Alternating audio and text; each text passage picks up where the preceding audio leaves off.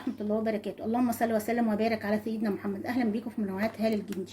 النهارده وصفتنا وصفه جميله جدا هتقضي على تسبغات السنان، كمان الاسفهرات بتاع السنان، هتعالج اللثه بطريقه حلوه جدا.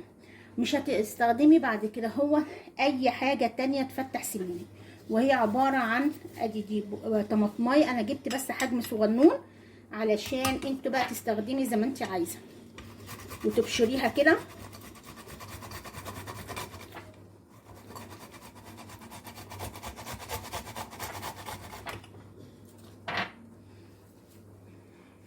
ادي اهي حاجه صغيره خالص. بعد كده هنحط مكون حلو جدا وهي البيكربونات الصوديوم. هنحط حوالي يعني معلقه صغننه.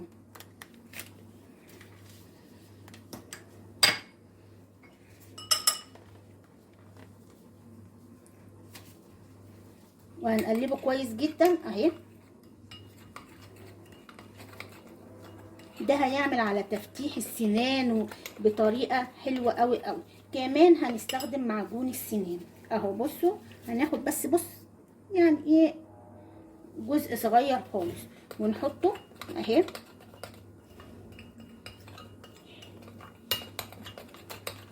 بصوا هيشيل كل تسبغات السنان وهيفتحها بطريقه حلوه جدا سنانك. وداعا دلوقتي لانك تروحي تفتحي السنان، انت هتقدري تفتحيها في البيت بطريقه حلوه جدا اهي. طبعا اهو احنا هنقلبه كويس جدا. بعد كده هنجيب معجون السنان اهو الفرشه ولا هنجيب الفرشه وهنروح مثلا اهي زي كده وندعك سناننا كويس جدا كده اهي كده اهو. هتلاقي بعد كده سنانك اتفتحت جامد جدا.